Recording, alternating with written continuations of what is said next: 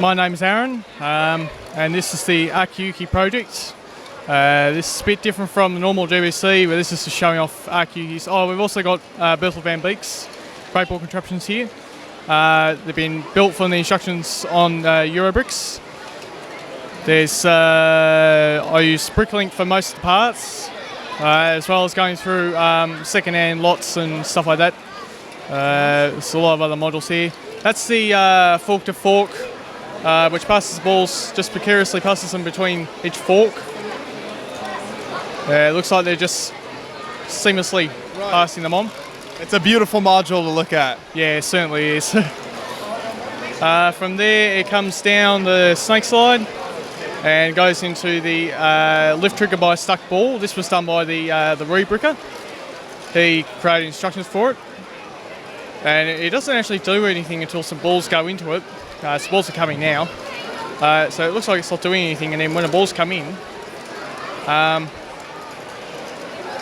you see there, they'll trigger up. Now it's got to do with the bending of that knuckle joint down there. That causes them to lift up every time. So nice simple module, very reliable. So from there, we move on to the Akiyuki ball sorter. Now this one uses the EV3 and the colour sensor in the middle of the chute there to determine the colour of the ball. Now it's also counting how many orange balls and how many white balls go through, because once it reaches 10 balls, it's got to dump the balls into the next module. So it has to keep track of how many times it's gone left or how many times it's gone right to be able to calculate via an algorithm in the EV3 software to be able to dump the balls. And it's interesting because it's fast to sort them, and then it's just that slow dumper for the press that just dumps them all at once. So it's kind of useless, but it's very fun to watch, and I've had a lot of people comment on this one. Some balls coming now. It does make a couple of errors, but it's pretty good. I think yesterday over 12,000 balls went through it. So, because it also keeps a count of how many soccer balls and how many basketballs have gone through. So, yeah. The other thing I want to talk about is each module has these on them. So these actually connect each module. Now the thing that I like about it is that each module is a standard. They're all the same height and they're all the same width. So all you do is you just put your module in and you just lock them. So they've got these little locking tabs on the bottom here, and they lock on those. So that module won't move. Keeps everything stable. Yeah. So what do we have next then? So this one's called, I don't know how to pronounce it, but I think it's called Cycloidal Drive. This is another Akiyuki masterpiece. So they go up the set of stairs, and then the gate lets them in precisely. Now, if you see, the balls actually just clamp in these little rubber clamps, and the balls just precariously go around the edge of the Cycloidal Drive. The interesting thing about it is the outer gear's got 10 teeth, and the inner gear itself's actually only got 9. So it looks like it's interesting. It's a very interesting mechanism. It is used in a real life situation. It'd be used in a reduction gearbox doing an extreme amount of slowing down on something high torque application. But for something like this, it works perfectly, and it's a very, very mesmerising mechanism. It's certainly something I wouldn't think of the GBC. So from here, we got the Rainbow Wave. Now this was done by a guy in the Netherlands called Van Beek. When he came with this out, everyone just went, "Wow, this is incredible. Why don't we make some instructions for it?" Anyway, a guy called Corbett, he's a French guy, I think. He made some instructions for it, and and now everyone all over the world's building it. It's amazing how smooth the ball goes across when it's going up and down, but it just sails perfectly. Yeah, it's a very interesting module, and it's certainly one for the looks. What's next here? So next one is the cup to cup. It grabs the balls. Here they come now. And the modular head is also breaking once again. They go up and they you know those little chrome reflectors that go up in price. They cut the balls so perfectly that they just daintily pass between each cup. Yeah. It's a very mesmerising mechanism and very reliable, I must say. Very smooth motion. Yeah, you certainly say that. It's a bit annoying to time all the gears, but other than that, it's a very, very reliable model. After that, we've got the bucket wheel tower. This module is a very interesting way of moving the balls up by passing them one to the other. So every half revolution, the ball will drop into the next cup, into the next bucket, and then it goes up and then drops into the next bucket below. So they just seamlessly transfer between each one. It's a very reliable model. I'm very happy with how it works. Yeah, it's just about all. I know Akiyuki's got a taller version. This is a 6-bucket version. This was built to the instructions on Eurobricks. I'm very happy with it. So that's yeah. That's about all I can say for that one. It's a very. I just got to find a way to descend. There's no descent on it. They just drop from the top. So yeah. So from that, we've got the Akiyuki Invisible Lift. And this is one incredible machine. And of course we need some balls, which I will just rack here, because the next module is also playing up. So they just precariously, all this rigging is just for this one little movement. So you can see there how they precariously, I'll actually slow it down so you can actually see how they precariously grab them. It's a very painstaking process to time that, and to get it to a 0 ball spill rate was very hard. There is a lot of work involved. You're just cupping with the tiny end of the piece there, and yeah, it's just crazy how that all works together. Yeah, it's just the antenna pieces, and you got to get them perfectly aligned, because if you don't, the whole set goes. And because they're in a series, if one goes, all of them start dropping balls, and it's a real mess. Let's just say that. And then I get frustrated because it's not working right. So this is the Akiyuki crane loader. It's all driven by the one train, which you'll see coming in a second.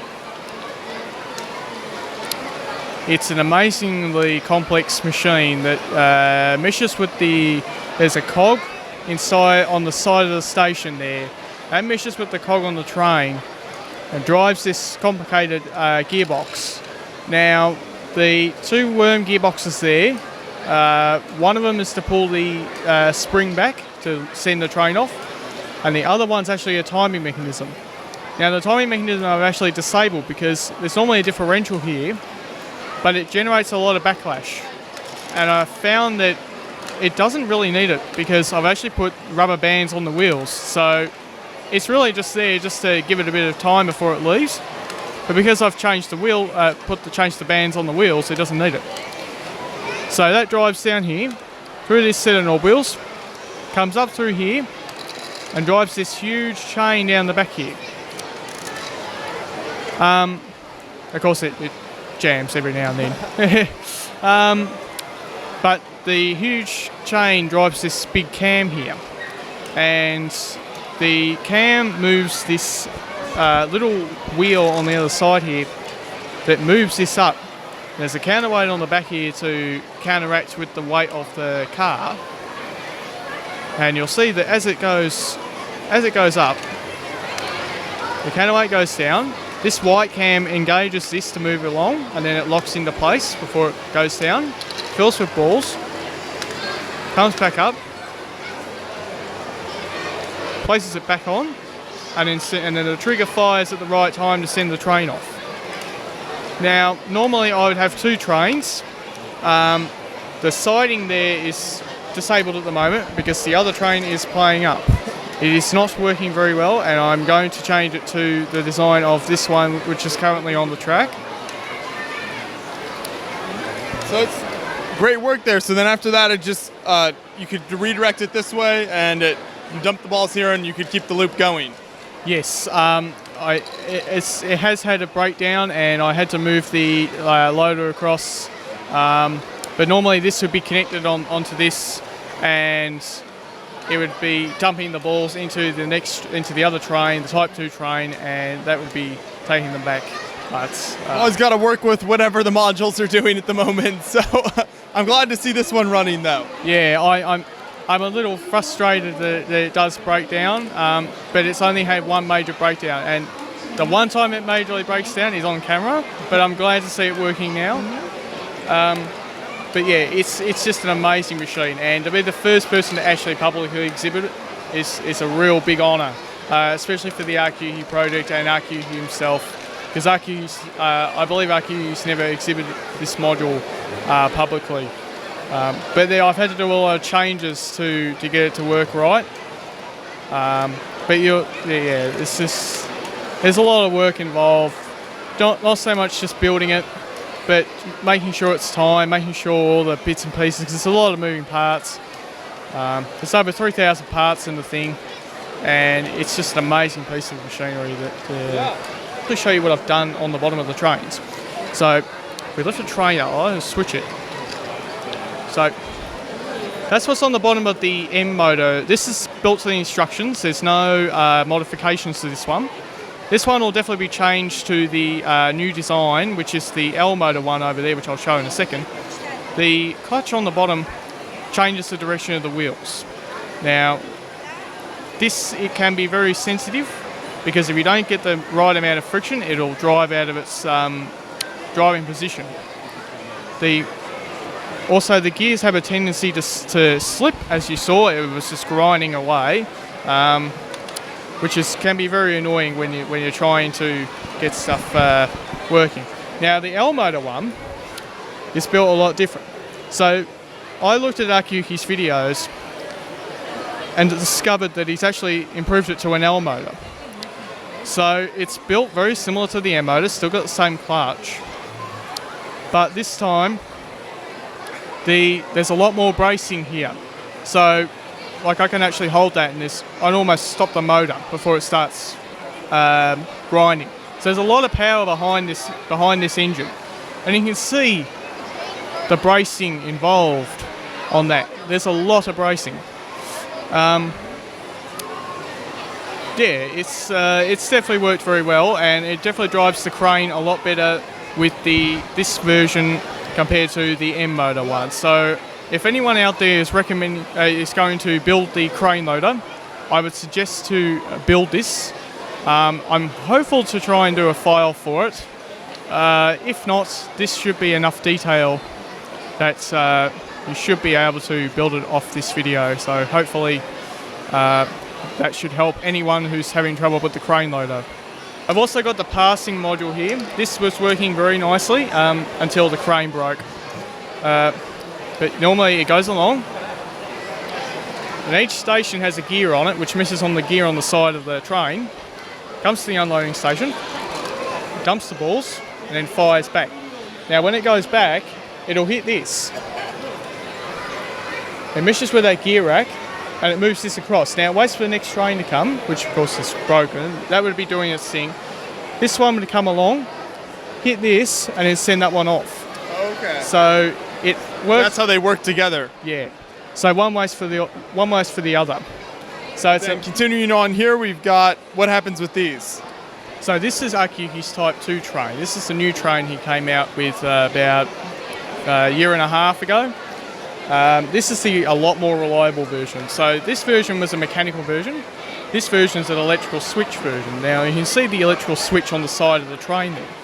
So it works very similar to the previous train, but he's improved the switching mechanism of this one. So it switches over, and then it drives on down to the other side. Now the interesting thing about this one is that it has a 4-wheel drive instead of 2-wheel drive like the other one does. So the reliability is a lot more improved, and it's perfect for doing something like this because it can drive and drive and drive, and it won't stop. Whereas this one can be very temperamental for something like this, as you saw with the crane loader braking. So, and then that brings it down to the end there. It brings us back to where we started now. So the last couple of models we got here is the Archimedes Screw. This is the Type 1 Archimedes Screw. Another Akiyuki, interesting Akiyuki one. Get a good look down here and you actually see the balls coming up. They come up, they make a nice rattling noise as they come up. Yeah, it's like the window pieces there. Yeah, so you got to use the smooth type version without the side supports, otherwise it doesn't work. So some people might make the mistake of, oh, I just got to buy any type. Well, you got to buy the older style version of those supports. So, yeah. And then this one here is the Berthel van Beek double bucket wheel. This one I actually did a file for. Reverse engineered it from his video and did it in LDraw. Of course, I had to test it, but I've got people all over the world building it now. So this is my kind of way of giving back to the community instead of just taking. It's kind of my way of giving back to the GBC community, and I'm making more. I made a couple of other instructions as well. There's a couple of other models that I've done to the Akiyuki style, as I said before. I always make sure they're like that because they're nice and easy for my layout, but people can omit them if they want to. It's just a nice way to connect all the models together, and I really would recommend it if you're going to go this way. It's definitely a must-have because it's so easy to come and just put them all down, and they can go anywhere you want. You don't have to worry about, oh, this model doesn't have to go. This model has to go exactly here. You can put it like here, and you can, because it's so easy to move things around, and that's what I really like about it. A very flexible display that way. Yes, it's a very flexible, and the fact it's all interconnected, so you don't have to worry about this model's not locked to this model. They are all locked together, so they're all essentially one module. Yeah.